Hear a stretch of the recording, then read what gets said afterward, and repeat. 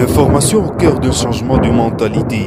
Suivez chaque jour la radio web KJN, la meilleure source de l'actualité.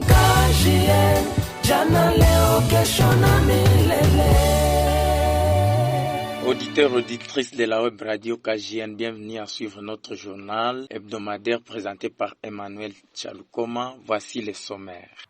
Investiture du nouveau comité du Conseil provincial de la jeunesse par la ministre provinciale en charge de la jeunesse du site.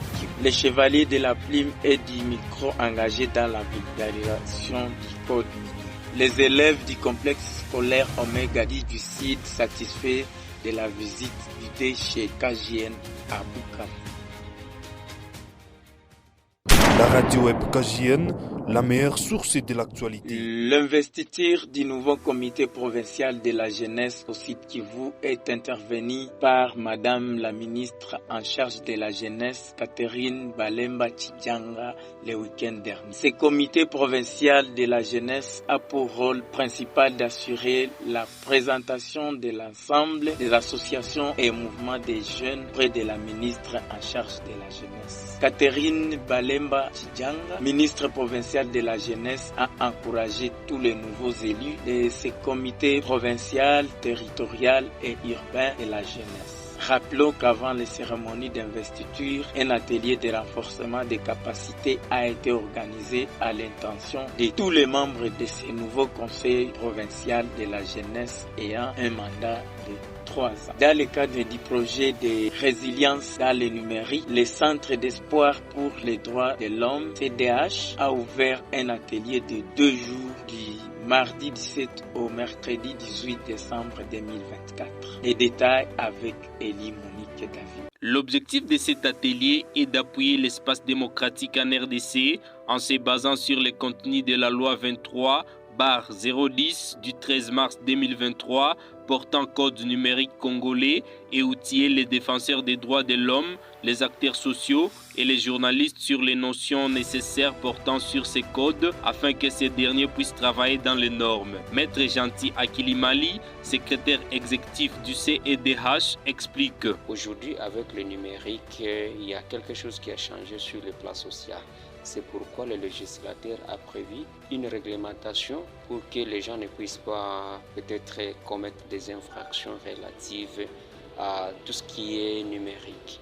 Et nous, pour essayer de promouvoir l'espace démocratique et civique au sein de notre pays, nous avons pensé à doter des notions nécessaires aux journalistes, aux défenseurs des droits de l'homme, aux acteurs sociaux pour que ces derniers comprennent ce que la loi prévoit et ce que nécessairement ils doivent faire, comment ils doivent travailler sans pour autant commettre des infractions de droits communs. Le média, les défenseurs des droits humains et les acteurs sociaux doivent être attentifs à la manipulation de certaines informations car toutes les informations ne sont pas bonnes à exploiter ou consommer tel que stipule l'article 360. Signalons que ce projet est financé par Civicus et l'Union européenne. Dans le cadre du projet d'appui à la promotion de la participation des jeunes au processus de la consolidation de la paix dans la région des Grands Lacs, les jeunes demandent aux autorités politico-administratives de soutenir leurs initiatives pour favoriser leur rassemblement. Cela est contenu dans une note de plaidoyer rendue publique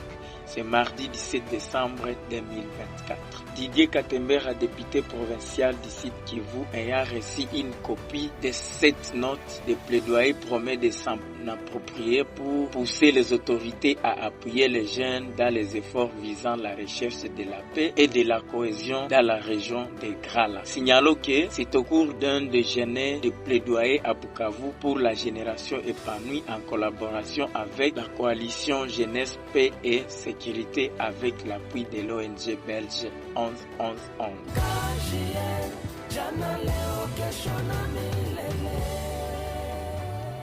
Parlons de l'insécurité à Bagira. Un homme âgé de 42 ans répondant au nom de Bungike Augustin, dit Papi Peo, a été torturé par les bandits armés à l'endroit communément appelé Loufou dans la nuit du mercredi 18 décembre 2024. Elie Monique nous fait le point.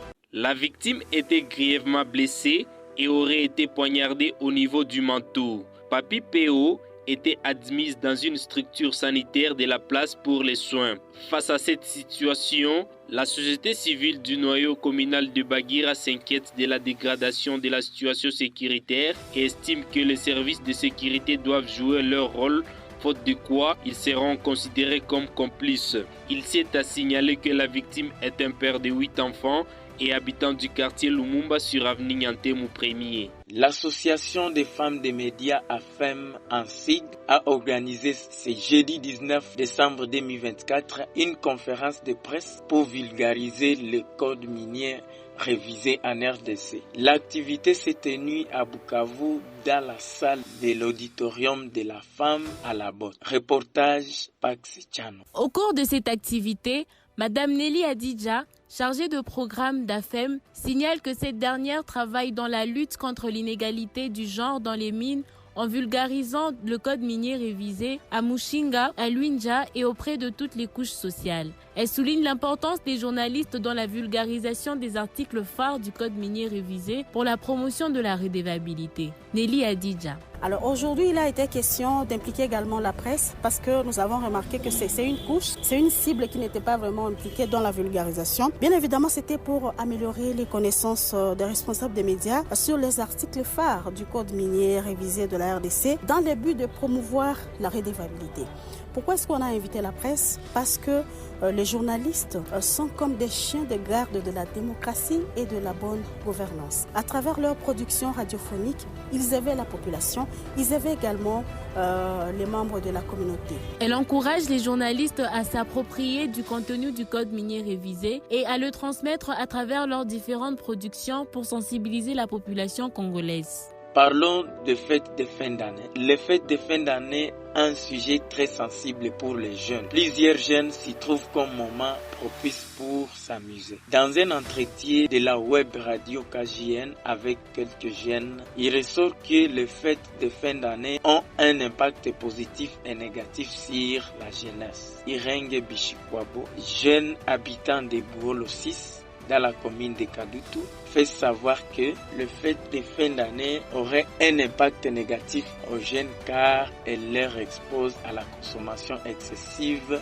de l'alcool et du sexe, ce qui génère des conséquences surtout pour les adolescents. Envie de concilier la théorie à la pratique dans les différentes sections, les élèves du complexe scolaire Omega du territoire d'Itui ont effectué une visite guidée ce vendredi 20 décembre 2024 au sein de l'association Caribou Jeunesse Nouvelle 6 à Bukavu. David Muzuka Nabulingi, directeur des disciplines de cette école, en parle au micro de KJN. Nous sommes venus avec les élèves pour visiter d'abord, on devrait savoir à ce qui concerne l'organisation du bureau, comment le bureau fonctionne, qui fait quoi, quel est le rôle de chacun dans le bureau. Nous avons eu tant d'explications, riches encore. Et après, le deuxième objectif était de visiter aussi la radio, web radio de Caribou Jeunesse Nouvelle. Tout en exprimant leur sentiment de satisfaction, les élèves ont remercié l'association KJN pour l'accueil et l'encadrement durant leur visite et l'ont recommandé de demeurer une source d'inspiration pour les jeunes. Très chers auditeurs et auditrices de la web radio KJN, nous sommes à la fin de notre journal hebdomadaire. Merci de nous avoir suivis et à la prochaine. Au revoir.